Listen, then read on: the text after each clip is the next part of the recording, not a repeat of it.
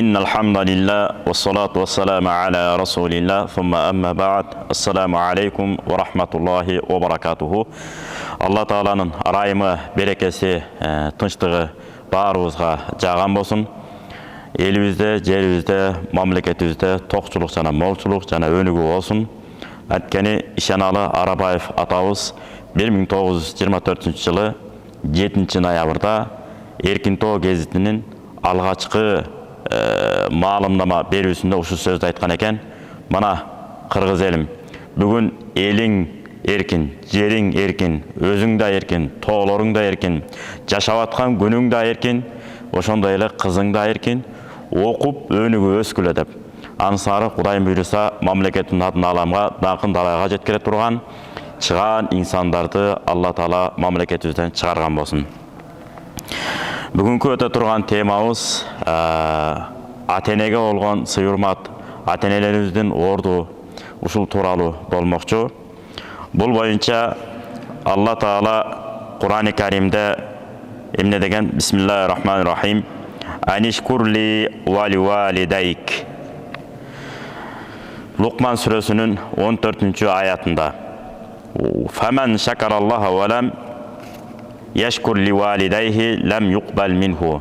Кимде ким Алла Таалага шүгүр келтирип, Алла Таала ушу мага кандай гана жакшылыктарды бердиң, баарына ыраазымын, рахмат деп шүгүрчүлүк келтирип, рахматын айтып аткан болсо, бирок бул дүйнөгө төрөлүп түшүп, чоңоюп, мектептерин ата-энеси камсыздап окутканына дагы, үйлөнүү жана турмуш жолуна аттанганына дагы кошкон салымына ыраазылык билдирип, рахматын айтпаса, Алла Таалага айткан рахматыңар өтпөйт деп. Демек, адамгерчиликтин туу чокусунун башталышы ар ким өзүнүн ата-энесине болгон мамилеси кандай, ушуга карап баалана берет экен.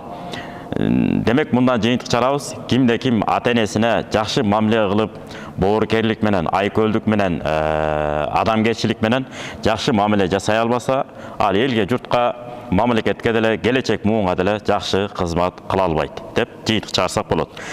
Эми бул боюнча пайгамбарыбыз Мухаммад алейхиссалам хадисте мындай дейт.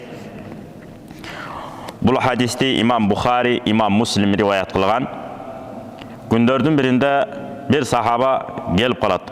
Бул хадисти пайгамбарыбыздын кайниси Абдулла радияллаху анху риваят кылган. Жаа раджулун илан наби саллаллаху алейхи ва саллама факал. Пайгамбар Мухаммад алейхиссаламга келип мындай деп сурайт. Инни уридул жихада. Мен согушка чыккым келет, согушкум келет. Мен дагы жоокерлер сыяктуу согушка аттангым келет. Үйдө калгым келбейт деген мааниде. Анан пайгамбарыбыз мындай кебетесин карап, анан ар биринин жашоосун билген да пайгамбарыбыз. Ушунчалык терең жашоосуна ар бир адам жашоосун билмейинче ал адамга карап сөз сүйлөй албайсыз да. Анткени Али радияллаху анхунда сөзү бар. Келлимин нас аля катри уқулихим. Адамдардын аң сезимине жараша сөз сүйлөө. Бул деген сөз жашоосуна, абалына, жан дүйнөсүнө, турмуштагы абалы кандай, ошого жараша сөз сүйлөөсү туура эмес болуп калат. Анысары пайгамбарыбыз жанында жүргөн сахабаларынын жашоосун аябай жакшы билген. Ошондуктан ал кишиге карап мындай дейт. Ахайюн абавак. Ата-энең тирүүбү дейт. Десе, наам, ооба, ата-энем тирүү деп жооп бергенде, пайгамбар эмне деп жооп берди? Фафихима фажахид. Ошол ата-энеңдин жанында туруп деле жихад кылсаң болот. Бул деген сөз ар бир эле бала ата-эненин жанында боло бербейт деген сөз. Бул бир. Экинчиси, кээ бир учурларда ата-энелерибиз жашоонун ар кандай абалынан өтүп, кээ бириники жеңил өтөт, кээ бириники сыноо ар кандай болот. Мамлекеттик кызматтарда жүрүп, нервин алдырган болушу мүмкүн, жана башка ден соолугун алдырган болушу мүмкүн. Же тескерисинче ошол бала чаканы чоңойтом деп чөйрөгө жарашат, ар кандай чөйрөлөр болот. Ошолордон өтүп барып, тарбиялап өстүрүү үчүн канчалаган өмүрүн, убактысын, ден соолугун арнады. Же болбосо Кудай анын бетин арыгысын, бала чаканын ичинен кээ биринин ден соолугу алсызыраак болуп калат. Ошону кам жеп, дарылап, түн күн бирдей ойлонуп, кыжалат болуп жүрүп ден соолугун алдырган болушу мүмкүн. Айтор карыган кезде биз эмне деп айтабыз? Ата-энем алжып калган деп айтпайбыз. Ата-энем бир аз карылыкка моюн сунуп калды деп айтып коебуз. Эгерде сырттан чоочун бизди билбеген, тааныбаган бир конок келаса, кам жебеңиздер, кап этпеңиздер, ата-энем бир аз карылыкка моюн сунуп калган. Мейли деп мындай баарлашып коесуздар деп. Мына ошол эң адептүүлүктүн мыкты экенин белгиси экен. Мындайча айтканда ата-энеден жакшы таалим тарбия алган бала экенин далилдейт экен. Себеби дегенде кээ бир учурларда болуп калып атпайбы? Уяттуу коноктор келсе ата-энесин алып бөлөк бөлмөгө алып жөнөйт. Ушул дагы жакшы эмес экен. Себеби дегенде ата-эне бала чакасы кимдер менен мамиле кылат, кимдер менен сүйлөшөт, кимдер менен баарлашат. Үйдө кайсы бир карый айткандай, 4 дубалдын ичинде отура берип зерийип кеттим деген сөз бар го. Чындап эле баарлашып сүйлөшкүс келет. Эч ким менен сүйлөштүрбөй, эч ким менен аралаштырбай, биздин атабыз ушундай алжып калган, туура эмес сөздөр сүйлөп алат деп бөлө берсек, натыйжада огош бетер андан өтө алжышы бат болуп кетет экен. Анан бала кыялдыкка өтүп кетет экен. Ошондуктан мейли да отургузбай беребиз. Ата-энем бала кыялдыкка өтүп калган, карылыкка моюн сунуп калган дегенде конок дароо түшүнүш керек. Мейли, ача-мча нерсе туура эмес сөздөр болуп кетсе, туура эмес кыймылдар болуп кетсе, мен туура түшүнөм деп. Анткени кээ бир карыяларда болот, мисалы айталы 80ден өтүп 90 тегереген болуп калганда, мыналар мага такыр чай бербейт. Дегеле нан да бербейт, чай да бербейт, тамак да бербейт. Мени ачка койду, кыйнады деген сыяктуу сөздөрдү айтканда, жан келген келин же өйдө аксакал кемпир кезектердин колунда тарбия албаган келиндер болсо, же өзүнүн эле бала чакалары, кадимкидей эле өзүнүн бала чакасы түшүнбөй арданып кетиши мүмкүн. Ага эч качан арданбашыбыз керек. Мына ошондой учурларда биз түшүнүү менен кабыл алып, кеткенге бала чака өзү шарт түзүш керек экен. Ушундай ата-энем бир аз карып калган деп. Кыргызда жакшы сөз бар. Ата-энең жиинди болсо байлап бак деген. Да башка аяттардан өтөлү, анан хадистерге улантып кетебиз. Пайгамбарыбыз Мухаммад алейхиссаламга чейинки пайгамбарлар дагы ата-энелери болгон сый-урматтар кандай экенин окуялар абдан көп. Алардын баарына да токтолгонго аракет кылабыз, кээ бирлерине. Бул боюнча Алла Таала Кур'ан-ы Каримде мындай дейт: Бисмиллахир-рахманир-рахим. وَاعْبُدُوا اللَّهَ وَلَا تُشْرِكُوا بِهِ شَيْئًا وَبِالْوَالِدَيْنِ إِحْسَانًا صَدَقَ اللَّهُ الْعَظِيمُ. Ниса сүрөсүнүн 36 аяты.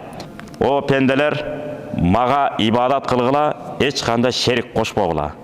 Жана ата-энеңерге жакшылык кылгыла деп. Куранда кош айтып атат. Демек ата-энеге жакшылык кылуу. Ихсан деген мааниси кандай десе, Пайгамбарыбыз Мухаммад алейхиссаламдан Жабирил периште келип сурайт эмеспи? Иман деген эмне, ихсан деген эмне деп. Ошол жерде ихсан деген ан та'будаллаха кааннака тараху фа ин лам такун тараху фа иннаху ярака. Сен Алла Тааланы көрүп тургандай ибадат кыл. Алла Таала мени көрүп турат, билип турат, туюп турат. Эч кандай мен күнөө иш кылбашым керек деген сезим пенденин көңүлүндө отурган болсо, дайыма күнөө иштерден алыс болуп, сооптуу иштерге алектенип калабыз да. Демек, ихсан деп атат. Ата-энеге жакшылык кылууда Кудай үчүн жакшылык кылышыбыз керек экен. Бирөө жарым көрүп калбасын, же болбосо милдет кылбайт экенбиз. Мисалы айына бир 10 000 сом, же болбосо бир 20-30 килограмм эт, же болбосо үйүнүн ичине бир майда чүйдө бир нерселерди алып берип коюп, эме өткөндө атамдарга ушундай бир жардам керек болуп калган экен. Анан ушинтип мен жардам бердим деген сыяктуу сөздөрдү айтпаш керек бул. Адамдын мындай көңүлүн кайра тескерисинче иренжитет бул. Бул биздин бала катары милдетибиз. Себеби дегенде ата-энеге кызмат кылууга биз милдеттүүбүз. Алардын да окуяларын азыр айтабыз. Андан кийинки аятта Ал-Исра сүрөсүндө мындай дейт: Бисмиллахир-рахманир-рахим. وَقَضَى رَبُّكَ أَلَّا تَعْبُدُوا إِلَّا إِيَّاهُ وَبِالْوَالِدَيْنِ إِحْسَانًا صَدَقَ اللَّهُ الْعَظِيمُ. Алла Таала өкүм чыгарды. Өкүм чыгарды. Жалгыз Алла Тааланын өзүнө гана ибадат кылып, жана ата-энеге кызмат кылууга деп. Демек бул Алланын өкүмү экен. ата энеге кызмат кылуу ар бир баланын милдети жана мойнундагы жүктөлгөн иши.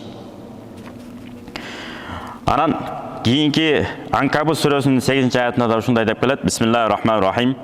وَوَصَّيْنَا الْإِنسَانَ بِوَالِدَيْهِ حُسْنًا. Sadaqallahu al-azim. Biz degeli адам баласына, мусулманды бөлгөн жок, дегеле адам баласына ата энесине кызмат кылууга, жакшылык кылууга биз осуят кылдык деген аят. Демек, биз дайыма ата энелерибизге кызмат кылууга, разылыгын алууга, батасын алууга милдеттүүбүз. Эмне үчүн десе, Лукман сүрөсүнүн 14-аятында мындай деп келет: Бисмиллахир-рахманир-рахим. وَوَصَّيْنَا الْإِنسَانَ بِوَالِدَيْهِ حَمَلَتْهُ أُمُّهُ وَهْنًا عَلَى وَهْنٍ. Sadaqallahu al-azim. Biz адам баласына ата энесин урматтап, сыйлап, кызмат кылууга осуят кылдык. Эмне үчүн? Кыйынчылык үстүнө кыйынчылыкка карабай, бизди балдарын мындайча айтканда курсагына көтөрүп, аны 9 ай көтөрүп, өлүм менен тирүүнүн ортосуна чейин барып, анан бизди төрөп атат. Мындайча айтканда, энелерибиз бизди төрөйм деп кээ бир учурларда дүйнөдөн да кошай чыккандар бар. Мына телевидениялардан көрүп атасыздар, телеберүүлөрдөн, жаңылыктардан деле көрүп атасыздар. 9-чу баласын төрөп өтүп кетиптир, 5-чи баласын төрөп анан о дүйнө салыптыр деп. Мына ошондой энелерибиз бизди төрөйм, бул дүйнөгө сак саламат төрөлүш керек деп, өзүнүн жанын садака чаап, эмне кылып атат? Бизди төрөп түшүп атат. Биз оңой эле, мындай эле жеңил эле төрөлүп калган жокпуз. Төрөлгөндөн кийин дагы 2 ай, 3 айга чейин, торолгонго чейин дагы кыйналат. Түнкү күнкү уйкулар алмашып. Андан кийин 4 ай 5 ай болгондон кийин кыргыздар эмне деп коет? Кемпир чарчатар деп. Колго токтобой калат. Бир нерсеге барып тарта калат, жула калат, кылпыл жана башка жаман нерселер жеп албасын деп, эки көз бизде. Ошентип айтор, бизди сыз жерге отуруп калбасын, үстү ачылып калбасын деп, жуунтуп, тазалантып, чыкыйтып бизди карап, айтор чоңойтtu. Чоңойткондон кийин биз Кудайдын бетин аргысын, ата энебиз динден чыгып кетсе дагы, алардын көңүлүн алып, батасын алып, кызмат кылууга биз милдеттүүбүз. Бул боюнча пайгамбарыбыз Мухаммад алейхиссалам мындай хадиси бар. Рогима анфин. Мурду жер сүзсүн, мурду жер сүзсүн. Мурду жер сүзсүн деген мааниси мурду сеждеге барсын деген сөз. Сежде кылып оңолуп калсын деген сөз. Мисалы, мурунку карыялар, ошонун арасында мен өзүмдүн чоң апам да ошондой болчу. 99га чыгып өттү. Үйүңө буудай толгур, башың өскөр деген сыяктуу бир сөздөр менен урушчу эле го. Анан таң калып сурачыкты. Эми үйүңө буудай толгур, анан башың өскөр деп, башың өссүн, эми илимиң, акылың өссүн, билимдүү бол, эсиң, акылың толсун деген эле мааниде да. Ушинтип да урушабы деп сурасак айтып атпайбы? Эгерде адамдын билими өссө, адеби өссө, акылы толсо, үйүндө токчулук болсо, анча-мынча уруш талаштардын баары өзүнөн өзү жок болуп кетет да. Уруш талаштын баары ошо кээде жокчулуктан, кээде жанагы илим билими аздыктан, тарбиясы тайкылыктан болот да деп түшүндүрүп атат. Көрсө ошентип урушкан экен биздин чоң апаларыбыз. Ошол сыяктуу пайгамбар эмне деп атат? Мурду жер сүзсүн деген мааниси мурду сеждеге барып оңолсун деген мааниде. 3 жолу айтты. Ман адарака абавайхи индал кибари. Кимде ким ата энеси картайып калган кезинде кол алдында болуп калса. Ау ахадахума, ау килайхима. Же экөөнүн бирөөсүнө, же экөөнө тең. Фалам ядхилил жанната. Ана бейишке кирбей калып калганына таң калам деп пайгамбарыбыз айтып атат. Ошондуктан ата эне барбы, эгерде алардын ыраазылыгын алсак, Алла Таалага эч кандай шерик кошпосок, арамды арам, адалды адал деп билген болсок, Кудайым буйруса, сөзсүз түрдө Алланын ырайымы менен бейишке чыгат экенбиз. Мына бул боюнча пайгамбарыбыз хадисте ачыктап түшүндүрдү. Имам Муслим риваят кылган хадис. Пайғамбар Мұхаммад алейхиссаламдан біреу келіп мынтип сұрайды. Muttafaqun алейх, имам Бухари, имам Муслим риwayat қылған. Айюл амали ахабу илаллахи таала. Амалдардың ең жақсысы қайсы десе, пайғамбарымыз жауап беріп жатады. Намазды өз уақытында оқу. Өз уақытында оқу деген мағынасы кирер менен деген емес. Кирдіби қаза қылбай оқу деген сөз. Намазды қаза қылбай оқу. Кирер менен оқу қайсы амал болады? Бұл мустахаб амал болады. Жамаат менен намаз оқу бекемделген сүннет. Эми андан кейін сұрайды. Андан қайсы амал ең жақсы амал? Намаз өз уақытынан оқығандан кейін десе, биррул валидайн, ата енеге қызмат қылу. Андан кейін қайсы десе, Құдай жолында жихад қылу дейді. Бұның мағынасы пайғамбар Мұхаммад алейхиссалам хадисте айтады ғой. Эми кичинекей жихадтан чоң жихадқа келдік. Эми бет алабыз дейді. Анан сахабалар сұрап атпайбы? Ойто, мындан да қандай чоң жихад бар, чоң соғыш бар. Ал қандай болды екен деп сұрағанда пайғамбарымыз айтады: нафс менен күрөшүү. Жихадун нафс. Адам өзүнүн нафсisi менен күрөшүү. Мисалы, Алла Таала сізге арғандай дөлөтті беріші мүмкін, арғандай мансапты беріші мүмкін, арғандай даражадағы бір байлықты беріші мүмкін, дөлөтті беріші мүмкін. Ошо кезде адам қармана біліш керек екен, мачырқанып, зіртілдеп, қалчылдап, бұл дүйнөгө төлі қала тұрғандай болбош керек екен да. Бұл бойынша Қарун менен, Қарунды білесіздер, Қарынбай деп айтылады, Қарынбай деп қырғыздар илгертен қолданады. Демек Қарынбай болып кетсе дағы деген сөздер бар ғой. Ошондой Қарын деген Муса алейхиссаламдын туғаны болады. Муса алейхиссаламдын атасы менен Қарундун атасы өкө бип-бир туған. Чоң атасы бір адам. Чоң атасынын неберелери де өкө тең. Анан баягы ар заманда бір Муса алейхиссаламдын ишин аткарган бирөө болсо, бирөө фараон болот экен, же болбосо мусулман болуп туруп эле Карундун жолун жолдонот экен да. Анан ошол Карунга аябай Муса алейхиссаламдын зейни кейген. Баягы келип олтурган кезде насаат кылат, ибадат кыл, ибадат менен алек бол десе, ал айтып атпайбы? Мен ибадат менен алек болом, жакшы, ооба. Деп анан кийин ибадатка тартылгандан айтат: эми сен байлыгыңан зекет бер дейт. Кандай болот ушунда? Зекетти кантип берет дейт. Мына мындай кыласың, мындай кыласың, теңдей кыласың деп Муса алейхиссалам түшүндүрүп берет. Түшүндүргөндөн анан Карун анан эсептейт, анан эсептесе ошондо альфи динар дейт. Альфи динарин. Миллиондун тегерегинде мен динар берет экем, алтын акча берет экем. Мен ошондо эми өтө көп зекет берип калат экем, мен бере албайм аны дейт. Десе айтат: динден чыгып кетесиң, зекетти сага Кудай Таала байлыкты берди, байлыгың зекетин бересиң. Болду, калганы сеники, адал дейт. Бербей тирешип, байлыкка өтө берилип кеткендиктен такыр бергиси келбейт. Анан Муса пайгамбарга душман чыгып калат. Анан душман чыгып калгандан кийин убакыт өтөт, күндөр өтөт. Анан эл менен көпчүлүктүн отурган кезде анан Карун жалаң гана тийишип суроо берип баштайт. Анткени бул капыр эмес да, мусулман болгон. Себеби Курандын ишараты келет. Имам Ал-Калби риwayat кылат, ачыктама берет тафсирде. Бул вакана мин кауми Муса алейхиссалам. Карун Муса алейхиссаламдын тобунан болгон, жамаатынан болгон. Аны биз капыр деп айта албайбыз дейт. Ошентип анан кийин Карун айтат: макул, зекетти бербесем мен күнөөкөр болот экем. Динден чыгып кетет экем. Адам өлтүргөндүн өкүмү кандай болот дейт. Атайын тийишип суроо берет. Анткени адамдын сырын ким билет? Айланасында жүргөн адамы, жо туулуп өскөн жериндеги адамдар жакшы билет да. Кыргыз айтат го, кыздын сыры төркүндө маалым деп. Эски окуяны козгойт. Муса алейхиссаламга чапканда катуу тийип алып өтүп кетет эмеспи? Дегенде Муса алейхиссалам жооп берет: мен ал жерден бир мусулманды өлтүргөн жокмун. Бир мусулман, бир жөнөкөй адамды кордоп аткан, залым, чектен чыккан, динге моюн сунбаган адамды мен атайлап өлтүргөндөр жерим жок.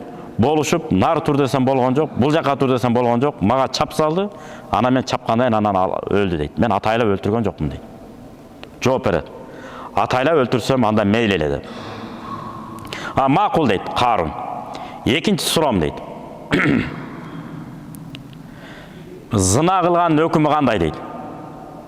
Зына қылған өкімі қамшы ұрылады. Егерде үй бүлесі бар болған болса, анда аға ташпаранға алыныш керек ал. Дегенде, анда сен баланча деген аял менен зына ішке барып тұрсың ғой дейді. Аны ақша беріп, көндіріп сөйлешіп қойды. Анан ал аял дарау тұра қалады. Ова, Муса мен менен зына қылған. Дегенде Муса алейхиссалам таза болғанына қарабастан, қырғызда жақсы сөз бар ғой, жалған жалаған сақта деп. Ошол жерден Муса алейхиссалам аябай қыжалат болады. Айыпсыз болса деле өзүн күнөөкөрдөй сезип, ошол ишке барып қалғандай сезип, кантип ага экенин далилдейм деп қыжалат болады. Анан Кудайга жалбарып берет. Кудайым, ушул жалған жаладан мени чыгара көр деп. Дегенде анан суранғанда Жабрил алейхиссалам Муса алейхиссаламга салам айтат. Сен қыжалат болбо.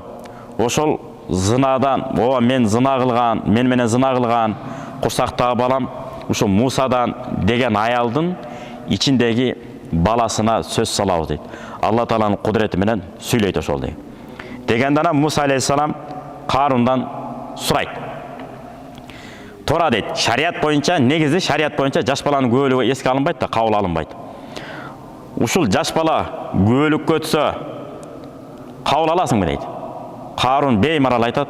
Болду, сөз жок. Эгерде курсагында баласы менин атам Муса эмес, башка десе мен кабыл алам дейт. Дегенде анан кийин Алла Тааланын кудурети менен жанагы зынадан кош бойлуу болгон аял, жалган жала жаап аткан аял, Муса алейхиссаламды дооматка жыгып аткан аялдын курсагындагы аял, курсагындагы бала мындай дейт. Болгондо дагы адабий тилде сүйлөйт, жогорку деңгээлде. Менин апам баланча деген коктуда дейт. Ээн тала болот да сыртта. Баланча деген кой кайтарган койчу бар. Ошону менен болгон. Мен курсагыма ошол койчудан курсактагы бала дейт. Менин атам баланча деген койчу. Менин апам ошо менен түнөгөн. Муса пайгамбар бул Алланын пайгамбары. Бул эч качан мен апам менен болгон эмес дейт. Менин апамдын апам менен зына кылган баланча деген койчу дейт. Менин атам ошол дегенде Харун аябай кыжалат болот. Негизи эле пендечилик экен да. Канчалык начар туура эмес адам болбосун, жасаган туура эмес иштерине баары өкүнөт экен күндөр келгенде. Айтор ошентип анан эмне кылган? Тобо кылган экен. Пайгамбарыбыз Мухаммад алейхиссаламдын мындай хадистеринен таалим тарбия алган сахабаларда болгон да. Сахабалардан табииндер илим алган. Ошолордун бирөөсүндө Хасан Басри рахматуллахи алейх. Бул Абу Бакр, Азирет Умар, Азирет Осман радияллаху анху, Азирет Али радияллаху анхудун баталарын алып чоңойгон. Хасан Басри. Хасан Басриден бирөөлөр келип сурайт. Ан бирил валидайн, атенеге болгон сый-урмат, атененин орду кандай деп. Ана ал экөөнү эмнеге ээ болсоң, ошол нерсени атенеңе жумша. Мындайча айтканда, кандай кызмат кыла аласың? Кызматыңды жаса, аянба, атенеңдин батасын ал деген жообун берет. Жана ал экөө эмнеге буйруса, буйруган буйруктарын так аткар. Болгону илла якуна маасия, күнөө иш болсо гана моюнсунба дейт. Бул деген сөз кээ бир атенелер болушу мүмкүн. Аялың бизге жакпайт, аялыңа талак бер кетир деп. Ошол кезде эмне дейсиз? Ата, апа, мен сиздерди жакшы көрөм. Келинчегим мага тийген. Силердин мүлкүңөр эмес, ал менин мүлкүм. Мен мага караштуу. Бул аялымды мен сүйүп алгам. Бул дагы бирөөнүн кызы. Бул менин колумдагы аманатым. Силердин колуңардагы аманат эмес. Айта турган сөзүңөр, буйругуңар болсо мага айткыла. Бул силерге жагышы, жакпашы парз эмес. Болгон силерге кызмат кылып, чайын берип турса болду деп. Кыскасы өгүз өлбөсүн, араба сынбасын дегендей, атененин да көңүлүн талкалабаш керек. Атененин көңүлүн алам деп, келинчектерге дагы талак берилбеш керек. Кээ бир баягы көр такыба деп коебуз го. Көр такыбалыктын айынан атенеме жакпай атпайбы, атенем кетир деп атат, ошон үчүн мен кетиришим керек деп кетирип бердим дегенде фактыларда биз кээде угуп калып атабыз, кулагыбыз чалып калып атат. Ошондой сезимге отурган балдар эмне кылыш керек? Анда мен көңүлүмдү токтоттум. Ата-энем кайсы кызды ал десе мен ала берем деп анан үйлөнүш керек андай балдар. Ошондуктан бул шариатта туура эмес. Ата-энеге моюн сунабыз, шариат тыюу салбаган жолдо. Мисалы барып туруп тетиги баланчанын огородуна келип алмаларынан үзүп жей бер десем эмне дейбиз? Жок ата, ал бирөөнүкү да, бирөөнүн мүлкүн, бирөөнүн нерселерин уруксат сурамайынча алуу бул уурулук болот, арам болот, туура эмес болот деш керек. Ошондой эле ислам аалымдарынан бирөөсү Ибн Ина деген аалым өткөн, ушу киши айткан экен. Кимде ким мен солла салаватил хамс, кимде ким 5 маал намаз окуса, факат шакараллаха таала. Демек ал Кудай тааламга шүгүр келтириптир дейт. Жер бетинде жаралган биз пендебиз да. Ушу пенделик вазифабызды аткарып, Алла сага шүгүр деп рахмат айткан болот экенбиз. Эгерде 5 маал намаз окуп бекен болсок. Ва мен да'a лил валидайни фи адбари салават. Кимде ким 5 маал намаз окуп атпайбызбы? 5 маал намаздын артынан ата-энеге кимде ким дуа кылса дейт, дайыма.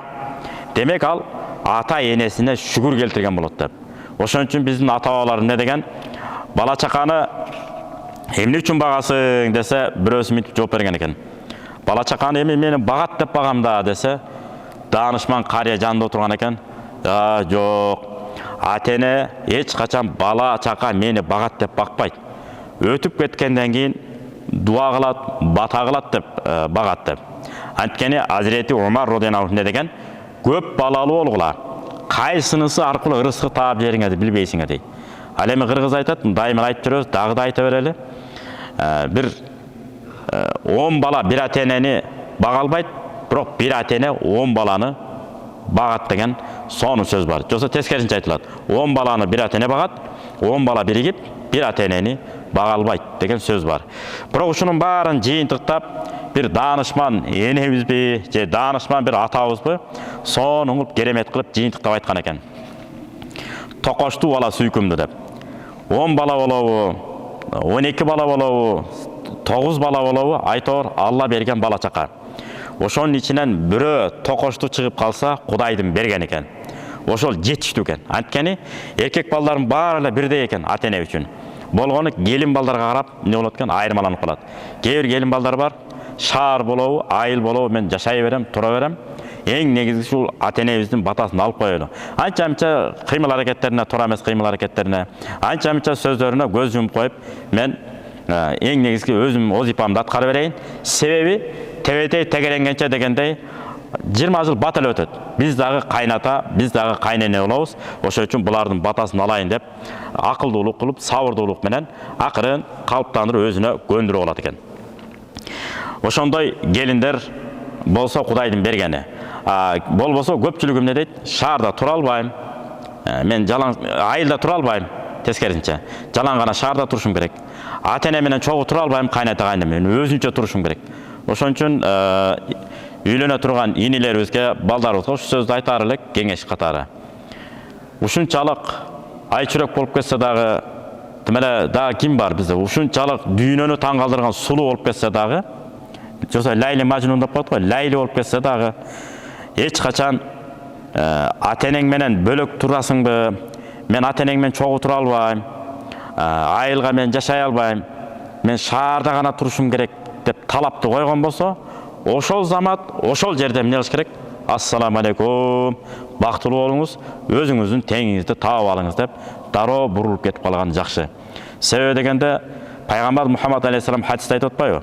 Кыямат күнгө жакын кыбыласы аялы болгон эркектер көп болот. Мына биздин муунда айтып атат.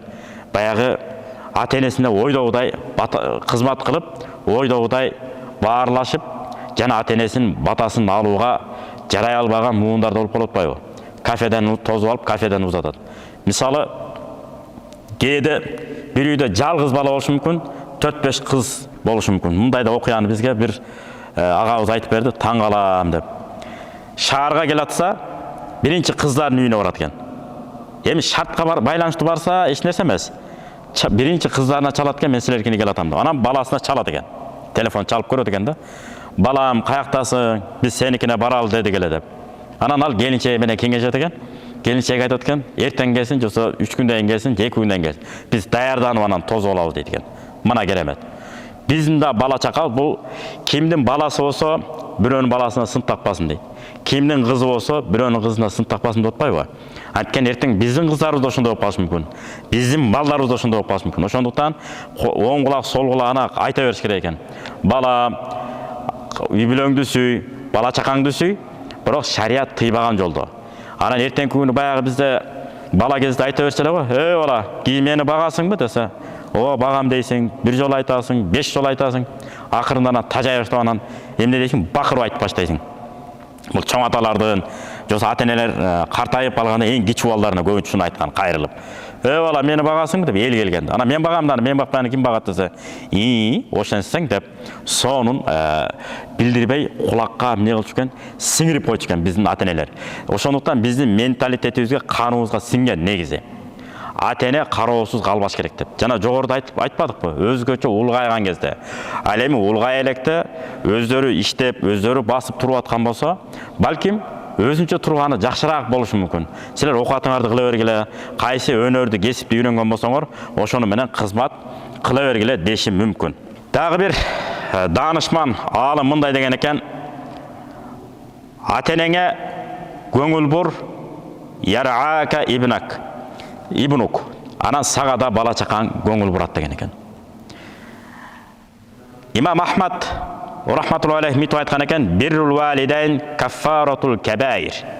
Ата-энеге жакшылык кылып кызмат кылуу керек болсо чоң күнөөлөргө да капарат болот, төлөм болот, кечирилип кетишине себепкер болот. Ошондой амал, күчтүү амал деп. Көрсө ата-энеге кызмат кылуу ар баланын эмес, эр баланын гана колунан келе турган иш экен. Пайгамбарыбыз Мухаммад алейхиссаламдын кайниси Абдулла радияллаху анху күндөрдүн биринде жолдо баратып, бир карапайым, бир чөлдө кетип аткан карапайым бир жигитти, кишини көрүп калат дагы Меккенин жолунда. Фасаллама алейхи Абдулла радияллаху анху. Анан Абдулла радияллаху анхуга салам берет. Абдулла ким эле? Пайгамбар Мухаммад алейхиссаламдын кайниси, бир туган кайниси. Хафса энебизге үйлөнгөндө Абдулла радияллаху анху качада болгон? 10 жашта болгон. Тахрибу тахриб деген китепте келет. Анан ал киши ва хамалаху ала химарин кана яркабуху. Өзү минип бараткан эшегин жанагы карапайым жөнөкөй кишиге мингизип койду. Өзү минип бараткан эшегин. Ва а'таху имаматан канат ала расихи. Өзүнүн башындагы селлесин, чалмасын ал карапайым кишиге кийгизди. Hazreti Umardın balası Abdullah radıyallahu anhu. Anan İbn-i Dinar деген Abdullah radıyallahu anhu'nun nesi? Okuçusu. Oşol aytat. Fakultu lahu. Anan men Peygamberдің kaynisi Abdullah'a mitu ayttım. Hatken Hazreti Umar kaynatası, Abdullah kaynisi de. Aslahakallah, Allah Teala işiniz doğun kılsın. Biroq innahumul a'rab. Bular emi karapayım kişiler. Bularga мынчале менен аябай күйүп ишип атабыз десе, булар вахум ярдауна бил ясир. Булар ушундай карапайым, ток бейил адамдар. Кичинекей нерсе берип койсоңуз деле ошого деле ыраазы булар. Барга шүгүр, жокко сабыр кылып жашаган эл деп атат, мындайча айтканда. Десе, Абдулла радияллаху анху мындай дейт: Инна аба хада кана вуттан ли Умар ибн Хаттаб. Менин атам Hazreti Умарды мунун атасы аябай жакшы көрчү дейт. Мунун атасы менин атамды аябай жакшы көрчү. Анан атам дагы муну аябай жакшы көрчү дейт. Экөө бири-бирин ушунчалык жакшы көрчү дейт. Мындайча айтканда, менин атам менин атам бул кишилерди, мунун атасын жакшы көргөндүгү үчүн, жакшы көргөн адамдын баласын да мен дагы жакшы көрүшүм керек дейт. Сонун жооп берип атат. Эмне үчүн? Wa anni sami'tu Rasulullah sallallahu aleyhi ve sellem yaqul. Peygamber Muhammed aleyhisselam mintu aytып аткан уктум. Inna abarral birri. Жакшылыктын эң жакшылыгы кайсы десе, silatul walad. Бала байланышты күчөтүүсү ahla wuddi abihi. Атасынын жакшы көргөн адамдын үй бүлөсү менен деп. Мындайча айтканда, биз атабыздын достору бар да, апабыздын дагы курбулары бар. ошолордун бала чакасына чейин эмне кылат экенбиз? Сый урмат көрсөтөт экенбиз. Атам сиздерди аябай жакшы көрчү, силердин атаңарды жакшы көрчү. Ал эми Аяш апаларыбызга айтат экенбиз, же болбосо бир жакшы көргөн бир сиңдиси болушу мүмкүн, жакшы көргөн бир эжеси болушу мүмкүн, кызматка байланыштуу, же соода саттыкка байланыштуу, же коңшу колоолукка байланыштуу. Айтор бир байланыш аркылуу жакшы көрүп, жакшы кеп кылып, ошолор жөнүндө жакшы көрүп сөз кылып жүргөн болсо, биз дагы эмне кылышыбыз керек экен? Бир эле ал адам эмес, алардын бала чакасына чейин эмне кылат экенбиз? Жакшы көрүп сый урмат жасайт экенбиз. Башка да риваятта келет. Али ибн Хусейн радияллаху анхудан риваят кылынган: "Иннака мин абаррин нас". Ошондо суроо берген экен Хусейндин уулу Али радияллаху анхудан. Бул деген сөз пайгамбардын күйөө баласы Азирети Алы болот го. Азирети Алынын небересинин аты да дагы Али деп коюлуп калат. Хусейндин баласы Али. Анан сурайт: "Сиз ушунчалык адамгерчиликтүүсүз, адамдардын ичинен эң бир сый урматка ээ болгон ата-энеге кызмат кылуу боюнча" десе, кандайча экенин айталы дейт. "Вала таакулу ма уммик фи сафхатин".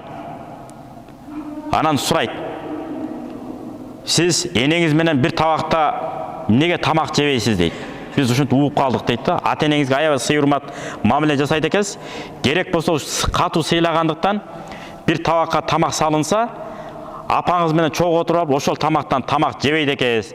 Мунун сыры эмне дейт. Десе, факал, жанагы Али радияллаху анхунун небереси Хусейн уулу Али мынтип жооп берип атат: "Ахафу ан тасбиqa яди ядаха иля ма тасбиqu илайхи айнаха".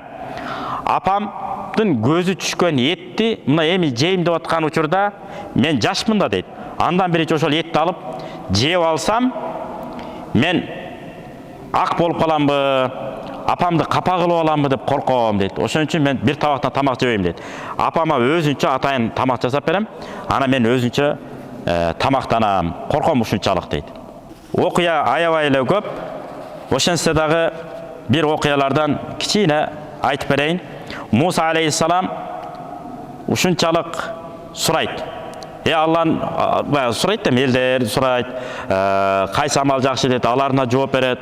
Бирок күндөрдүн биринде Муса алейхиссалам негедир отуруп, анан кийин Кудайдан суранат: "Я Рабб, арини ман рафиqi фил жанна". Бейиште менин досум ким болот? Мен менен ушул жанымда жүргөн үммөтүм ичинен эң жакын кайсы адам болот? Кайсы амалды кылса мени менен жакын болот бейиште? Ошону мага көрсөтүп берчи деп Кудайдан суранат. Фаухаллаху субханаху ва таала алейхи ва кала я Муса. Ошентип анан Муса алейхиссаламга кабар түшөт: "Мындай кыласың, мына жолго түш, ушул жол менен кете бересиң. Анан бейиште сен менен дос болуп чогуло турган адамды көрөсүң" дейт. Ошентип анан баягы айткан, ишарат кылынган жолго түшөт, баягы кишини көрөт. Муса алейхиссалам баратат. Бирок эмне болду экен, кандай болду экен түшүнбөйт, бирок бара берет. Ошентип барат дагы жанагы кишини көрөт, кишинин артынан да түшүп алат. Жолдо көрөт да баягы кишини, белгилер айтылган. Анан ошол кишинин артынан бараса, ал киши барат дагы бир улгайып, картайып калган кемпирге кичине эт алып келип, кууруп, бышырып, сонун кылып, өзү колу менен майдалап, жана апасына жедирип аткан болот. Ушунчалык картайып калган. Өзү жей албайт да, колунан түшүп кете берет. Анан биз кээде урушуп салабыз го, кагып, чачпай жебейсизби деп. Болбойт экен, атайлабайт. Кээде туруп, бүтүп чайкалып кетиши мүмкүн аталарыбыз, апаларыбыз басып баратып эле. Бул жөн эле өнөр. Атайлап атканын, мен картайып калдым деп атканы да андай болбойт. 70ке, 80ге эмес, керек болсо 60-70-тин тегерегинде дагы кан өйдө ылдый кетет да. Кан суюлуп кетет, коюлуп кетет. Ошол кезде адамдын башы митип, кеңиреп кетиши мүмкүн. Ошол кезде туура түшүнүп коюш керек. Анан эмне кылат болду экен деп анан ошентип аңдып жөнөсө, жанагы улгайган кемпирге кичинекей этти алат, кууруп, анан кемпирдин оозуна сонун кылып бышырып анан майдалап берип аткан болот. Анан суу берет. Суу бергенден кийин анан сурайт Муса алейхиссалам: "Бул эмне болгон кемпир?" десе, "Иннаха умми", бул менин апам. Анан Муса сурайт: "Мен сага бир дуа кылайынбы?" дейт. Бул киши тааныбайт да, Муса алейхиссаламды деле тааныбайт. Факала ар-ражул, айтты, иннаха тад'у ли бид'аватин вахидатин ла тугаййир. Бұл бір дуа қылады, сен ошо дуаны өзгөртпөй эле койчу дейт, жөн эле койчу дейт. Ана Муса алейхиссалам айтат, ал дуасы эмне болгон дуа десе, киши айтат, ал мен үчүн ушинтип дуа кылат, Аллахумма жа'ал ибни ма Муса ибни Имран фил жанна. Имрандын уулу Муса менен бейиште бир кыл деп дуа кылат. Дайым ушул дуаны айта берет. Десе Муса алейхиссалам айтат, абшир, сен апаңа сүйүнчүлүк айтып кое бер. Фақат истажаба Аллаху дуааха. Апаңдын дуасы бул дүйнөдө эле кабыл болду деп айтып кое бер. Мен ошо Имран уулу Мусамын. Мынакей ата-эненин дуасы ушундайча кабыл болот деген экен.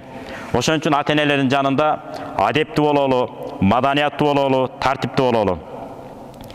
Түпкү теги түрк элдеринен болгон Ибнул Араби деген аалым өткөн, биздин мазхаб башчыбыз Имам Азам рахматуллахи алейхи менен замандаш болгон жана шакирти да болгон. Ушунчалык чоң, дасыккан, каныккан аалым болот. Ушу кишинин да керемет сөзү бар. Кадал адабу сулусайт дини. Дин баягы адеп диндин 3/2 болуп калат окшойт дептир да. Дин, карик ислам дини бар го, ислам динин 3кө бөлө турган болсок, ошо 3/2 бөлүгү адеп. Буга мисал келтире турган болсок, дарат алганда да адеп менен алыш керек. Дарат алат экен да шалак шулак алып, жаныңызды аларга чачыратып, какырынып, түкүрүнүп, бул жакта адамдар кээ бир даратканалар бар. Ашканага жакын болушу мүмкүн. Кафелерде, же болбосо чай иче турган жерлерде, же айылда деле кухня менен дарат ала турган жер жакын болуп калышы мүмкүн, шартка байланыштуу. Ошо кезде акырын дарат алыш керек. Эгерде адамдар чай ичип аткан болсо. Ошондой эле чай ичип атканда да акырын жейбиз. Чайнаганда оозу жаап чайнайбыз. Мондай кылыпчы. Анан эми кээ бир жаман өнөр кылып алгандар бар, оозу мондай өрдөктүн оозундай алып чайнап, ал да болбойт негизи, туура эмес. Жөн эле оозу мындай жаап, мындай чайнайбыз. Анан шорулат ичип туруп анан бур деп кайнатып, оозу үстү асты менен чайкап анан жутуп бергендер бар, адат кылып. Бул дагы жаман адат, себеби жаныбыздагы адамдар жийиркенип калышы мүмкүн. Ошондуктан керек болсо мечиттердин алдына да эмне кылат? Пайгамбар түкүрүнбөгүлө дейт. Эмне үчүн? Адамдар жийиркенип калат. Ушундай эле түкүрүнгүң келип алса, кийимиңдин иш жагына мындай кылып түкүр, анан акырын укалап кой. Кийин анан кийимди эмне кылып аласыңар? Жууп аласыңар деген мааниде. Эгерде ата-энелерибизди урматтап сыйласак, келечекте биз дагы таква балдарды, Кудайдан корккон балдарды тарбиялайт экенбиз. Ошого бир мисал айта турган болсо, Ибнул Мубарак. Ибнул Мубарак ушунчалык аалым болгон көрбөйсүзөрбү? Жана окуясын. Дин 3/2 бул адеп болсо керек деп. Намаз окуганда деле ошондой. Адеп менен намаз окуйбуз. Мисалы Аллаху акбар деп намаз окудукпу? Болду, ушу менен катыш керек. Анткени Имам Азам рахматуллахи алейхидин экинчи кайманаты эмне болгон? Ватит болгон. Мык деген. Ушунда казыкты жерге каккандай, же болбосо мыкты дуалга каккандай, же жыгачка каккандай, ушунда зыңкыйып намаз окуган. Кошунасы сүрөттүп айтып берип атпайбы? Bir günü İmam Azam geç kirgende çırağı güyçü, anan bir ustunu var öyle deydi. Baya ustunda olsa stoyka. Tamdın üstün düşüp ketpеш üçün tirep durgan. Anan bir günü uşul stoyka görünbey kaldı deydi. Ne oldu ki anan? Stoyka olap kaldı. Özü tınçele öken dedik, bro karasam tınçele. Anan ertemenen bunday karasam İmam Azam düğünöden ötüptür degen kabar geldi deydi. Demek uşunçalık bılkıldabay namaz okugan. Antkeni Mu'minlar деген сүрөдө келет. Bismillahirrahmanirrahim. Vallazina hum fi salatihim khashi'un. Musulmanдар ушундай, менин пенделерим, намаз окуганда дагы Кудайдан корку окуйт. Ушул аяттын түшкөн себеби эмнеден десе, бир сахабалардын бирөөсүнө бирөө мынтип тырмана берет. Кайра үстү башын тырманып. Бул аяттын түшкөн себеби ушул. Кээ бир соцсеттеринде анча-мынчасында катуу тийгенби? Аябай тескери кабыл албады. Бул Аллахтын өкүмү бул. Her bir ayattın түшкөн тарыхы бар, себеби бар. Мына ушул кашыланып, тырмана бергендиктен. Анан кийин ушул аят түшкөн. Демек, тырманбаш керек, кашыланбаш керек, зыңкыйган бойдон намазды окуш керек. Мына ушул адеп. Чай ичкенде да адеп, кошуна менен болгон адеп. Дагы Ибн Мубарактын дагы bir сөзү бар.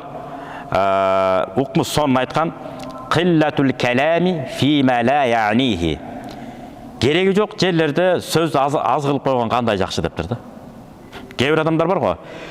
темаға деле тиешеси жок, ал сөздүн кереги деле жок, адамдын өзүнө кереги жок темаларды сүйлөп эле койгон жакшы экен. Себеби дегенде бир сөздү сүйлөш үчүн бүгүнкү илим далил деп атпайбы? Канча миңдеген орган, билинбеген майда органдар. Ылдый түшүп, өйдө чыгып, ылдый түшүп, өйдө чыгып турат экен. Ошол үчүн көп сүйлөгөн адамдын энергиясы бат чарчайт экен. Ошондуктан жакшы сөз бар го. Көп баскан аяк бирдеме басат, аяк жагын айтпай эле коелу.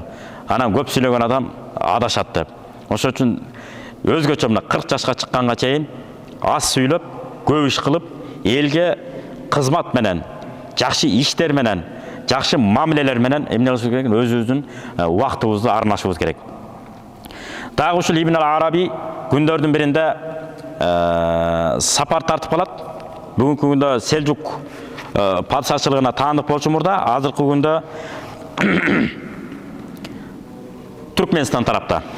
Ошол жактан Шамды көздөй баса берет, бирөөнүн бир карандашын алат, ручкасын алып, bir kitap жаза коеюнчу деп. Ана макул деп берет, аны алып жазып отуруп, унутуп калып, жүгүнө салып алып баса берген болот. Анан ошентип келгенден кийин эстеп калат дагы, окуй, кайра жеткиришим керек эле го дейт. Аралыгы канча дебейсизби? 2900 канча метр болот. Мындайча айтканда 3000 чакырым, 3000 километр. Ошол аралыкка эми бир нерсеге ороп берип берейин деп деле берүүсү болмок. Акысын төлөпчү баланча деген кишиге бересиң деп. Жок, колум менен алдымбы?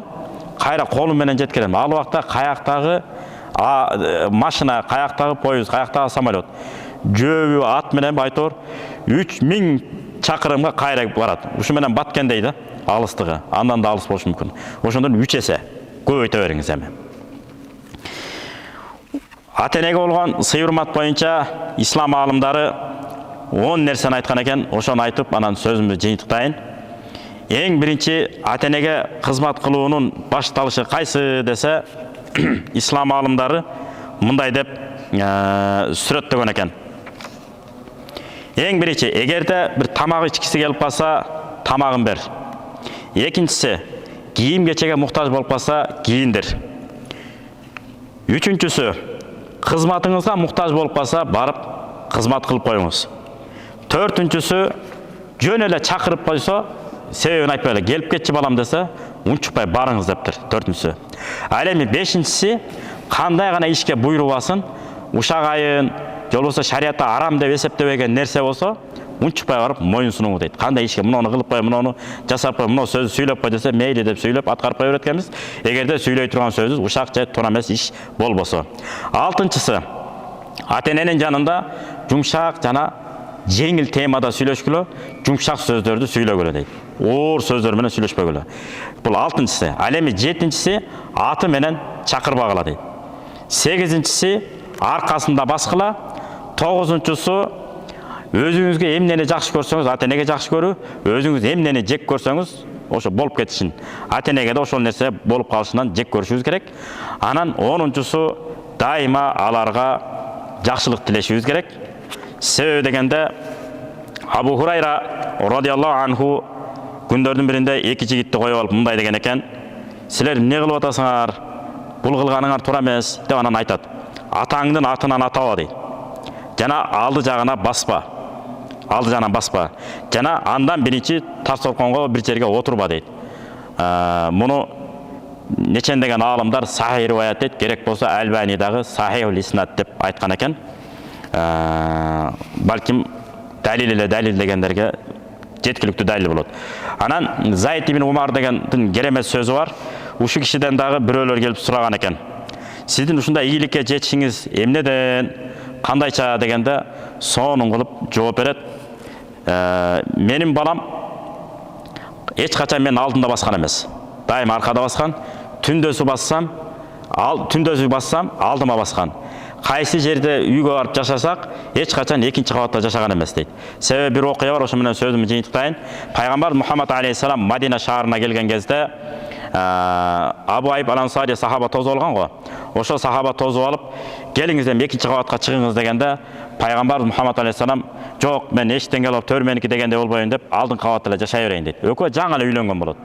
Анан макул деп анан Пайгамбар алдыңкы кабатка киргизип коюшат дагы, өздөрү эки жаш үй эле үстүнө чыгып, анан кийин экөө уктаарга келгенде кандай кылабыз дейт. қоқы берді ұқтай тұрған болса, пайғамбардың үстіне біздің денеміз төбесінде болып қалса қандай болады? Тұра емес болады. Сен тиги бурчқа бар, мен мына бурчта тұрайын деп, екеуінен екі бурчта түніменен таң арттырышады.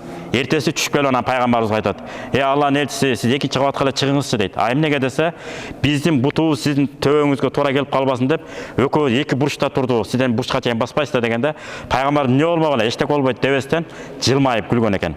Аны сыңары пайғамбар ушул өрнөк болуп атат.